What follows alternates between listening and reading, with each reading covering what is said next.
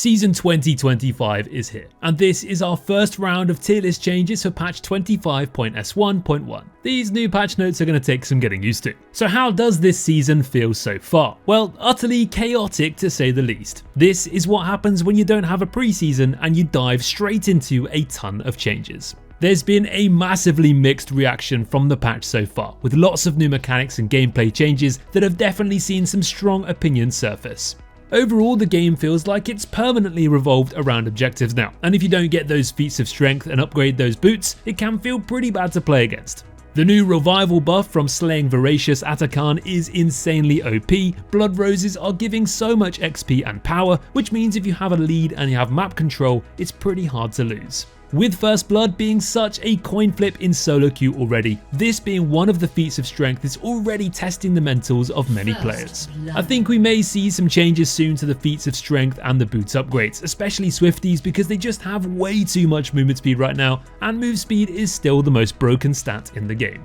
So now let's have a look at the first impressions of the patch so far and see which champions are coming out on top with the initial launch of the season. Remember, these are going to change a lot over the next few days, so keep an eye on the tier list on our website, because over the weekend and with each and every day that goes by, we'll continue to know more about which champions are popping off and which champions you should probably avoid.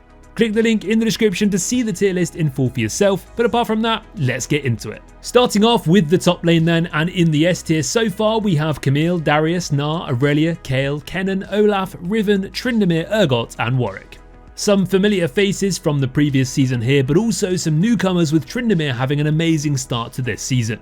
Kayle is surprisingly winning huge amounts of games here too, and Gnar is one of the most popular picks so far. Tanks are still around, but definitely feel a little bit less OP with the nerfs to Heartsteel and Unending Despair. We've seen some of their win rates decline so far this patch, but when you are actually playing against them, you're probably still going to feel like they're pretty hard to take down, especially if you main AD carry. In today's video, we want to highlight some Noxus champions for each role and check out how they're getting on, because it's only fitting with the new season. The two Noxus solo queue terrors, Riven and Darius, are still two of the strongest S tier picks you can play at most ranks. Riven definitely more so in the hands of one-tricks and higher elos, and Darius is still a pub stomping machine in those average elo brackets like gold through to emerald. Darius is also enjoying the teleport changes because they are effectively nerfs, and this guy needs flash and ghost to function. Mordekaiser is also doing much better than expected so far, especially up to a certain rank before high elo players know how to exploit his weaknesses better. At most ranks this season though, he's winning a lot of lanes and a ton of games, and he's only just missed out on the S tier, so watch out for him.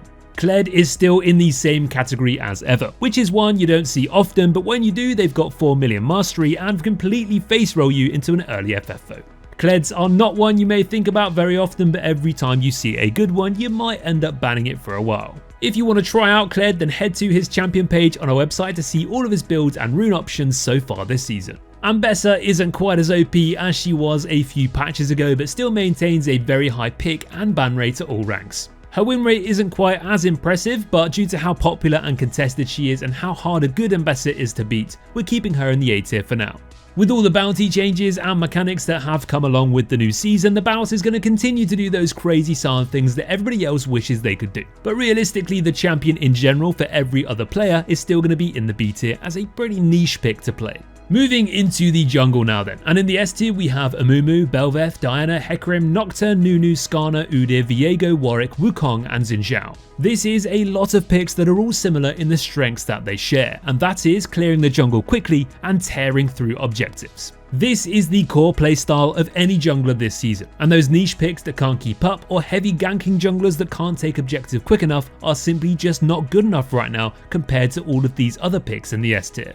There are so many objectives to contest now. You've got Void Grubs, Dragons, Rifts, Atakhan and Baron, and if you've played jungle at all so far, you'll quickly have already understood how important tempo is, and securing those objectives can help you grab those feats of strength. And securing those feats will give you access to the upgraded boots, which is why these picks are all performing so much better now. Back to the tier list though, and there's still quite a lot of choice in the A tier too, with picks like Fiddlesticks, Jarvan, Shyvana and Kindred, but the divide between the S and the B tier, especially so far, is so much bigger than usual. Speaking of the B tier, Elise has fallen off pretty hard this patch. I mean, her whole playstyle is based around ganking and snowballing. And although snowballing is quite a big deal so far this patch, it's more based around team-wide snowballing around objectives and feats of strength. So unfortunately for Elise, she doesn't really clear too quickly and she struggles to take down objectives too, so she just can't keep up with those other S tier picks.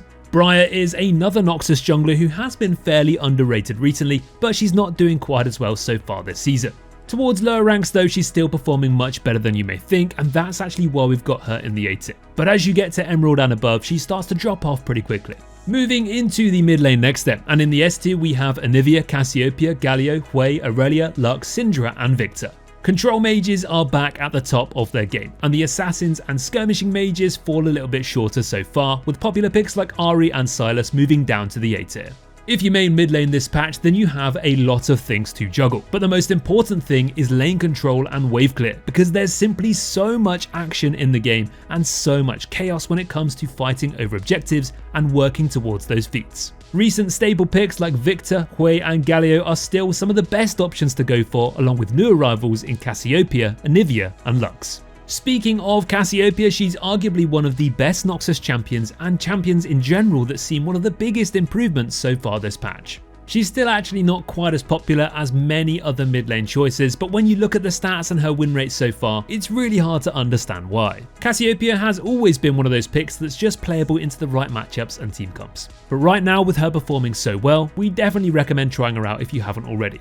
Noxian, Assassins, Talon and Katarina aren't doing as well as they have been recently, but are still great picks in the right hands and in the right games. The main issue for this pair right now is simply how many difficult matchups there are, with so many control mages not allowing them to play to their strengths. Now roaming is still impactful, but roaming carelessly will be even more punishing this patch than ever.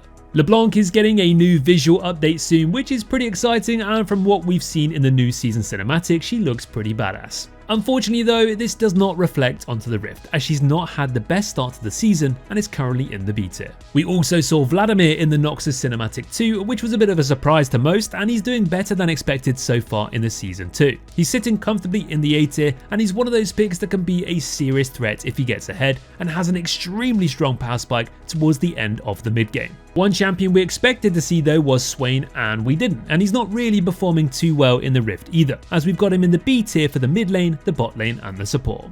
Speaking of the bot lane, let's have a look at those AD carries and of course AP carries now too. In the S tier we have Caitlyn, Corki, Hui, Jinx, Kog'Maw, Misfortune and Victor.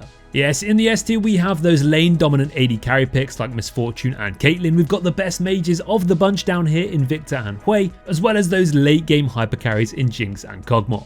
In the A tier we have a mix of consistent popular picks like Ashe and Jhin, one trick pony AD carries like Draven and Ezreal, and a few additional situational picks too. The B tier is pretty much full of every other pick you can play here, most of which have definitely seen better days, but that's not to say you can't make them work, especially in the right games. We have two main Noxus AD carries to talk about here, Draven and Samira, and then there's little old Smolder too, who isn't actually Noxian but does live on the cliff sides of Noxus. Smolder is still in the same spot he's always in, he still has a super bad win rate, but those players that can scale up and make him work can often make him look completely OP. For most of the player base though, especially at lower ranks, if you aren't quite good enough at farming and stacking efficiently, we wouldn't recommend it. Draven is still and probably will always be in the same place as always. Broken if you get a lead and you are good enough to abuse it, but for players that don't main him or lower ranked players that don't have the mechanics to pull him off, he's simply nowhere near as effective. So far this season, despite the whole map looking like his playground, he's not exactly broken, but if you do know what you're doing, he's still a snowballing machine to carry with in solo queue. Samira unfortunately just hasn't quite been at her best for a while now, especially compared to how strong she was at the start of last season. You can definitely still make her work though in the right games with the right support, and if you get a bit of a lead early game, you can still destroy teamfights and farm pentakills. She's just simply more punishing to pick these days because of how many difficult drafts there is for her to play into. I'd recommend she's the kind of pocket pick you can play in duo queue with a one-trick Rell in your friend group. Well, let's have a look at supports next then, and in the S tier we have Janna, Lulu, Nami, Poppy, Rell, Senna and Sona. Nothing too crazy has really changed here. I mean, the meta in general is fairly similar, but especially so in support. Enchanters like Lulu and Nami are still at the top of their game, Poppy continues to pop off in solo queue, and Janna is still an amazing support to carry with to win any unwinnable game. A-tier picks like Zyra, Vel'Koz and Maokai are all still solid champions as well as the season kicks off, and the B tier is packed with loads of other options that just aren't quite as reliable. There's not really too many options in the theme of Noxus for supports, but we do at least have Rell, and she's still a super strong S tier pick to play this season. Rell is all about her engage and CC, which makes her the perfect fit to fight over all of these objectives throughout the early to mid game. She brings a lot to offer for those skirmishes and teamfights, but can also create a huge lead in the bot lane with her 2v2 power as well. She is the kind of champion that was basically designed for teamfighting, so when a game leans more towards them like it feels to be so right now, she's an amazing pick into almost any draft. One other Noxian champion that has been popping off in the support role recently though is Elise, and we've actually got her in the A tier as a support right now. Her stats are surprisingly good here and she's gathering popularity day by day. Elise Support is all about aggression. She has amazing all-in potential and burst damage, but her roaming is also super solid because she basically becomes a second jungler without having to worry about her weaknesses, which is clearing the jungle quickly and keeping up with experience. So instead she can abuse her ganking and tower diving power and really get the map ahead instead. Well, there we have it. That brings us to the end of our new Noxus Season 2025 tier list video. Remember guys, it is super early days so far and lots will likely change. These are just our initial reflections on the patch. So keep an eye out for our website to check out the tier list as the patch plays out, and we'll be back next week with another round of updates in an updated tier list video. Thank you all for watching guys, good luck in solo queue, and we'll catch you all in the next one. Take care.